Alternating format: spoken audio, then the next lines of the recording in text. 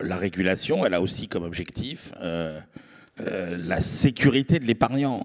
Et effectivement, on ne se pose pas la question du portage du risque. Alors, qui doit porter le risque? Alors ça, Emmanuel, c'est la question, enfin pour un économiste, c'est la question qu'on doit toujours se poser, c'est-à-dire quelle est l'allocation optimale d'un risque? Alors, note de bas de page, mais je prends 10 secondes. C'est pas la peine d'ailleurs de rajouter des risques qui servent à rien.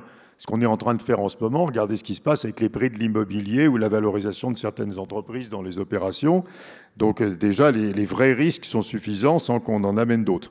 Après, quand on réfléchit à la répartition des risques, à nouveau, on part d'une situation où le risque est porté par les actionnaires des banques et des assureurs. Ça ne peut pas être optimal, quoi, je veux dire, d'avoir une telle concentration des risques. Donc ce modèle ne peut pas être le bon. J'étais frappé, on était, un certain nombre de nous, sûrement à Aix-en-Provence, hein, au colloque du Cercle des économistes. Alors la demande collective maintenant, c'est que l'État porte tous les risques. Alors ça, c'est assez étonnant.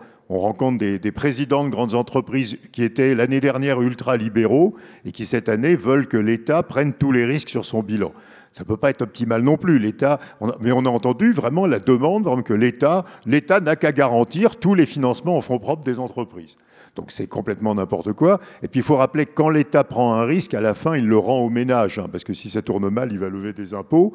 Donc la réalité, c'est que la seule solution, c'est que les ménages prennent davantage de risques, hein. Donc à nouveau, la réflexion qu'on doit avoir sur la réglementation, sur la fiscalité, et sur l'éducation financière, c'est une réflexion sur comment on va transférer une partie du risque des actionnaires, des intermédiaires financiers qui n'en peuvent plus, vers les ménages qui, pour l'instant, n'en prennent pas beaucoup.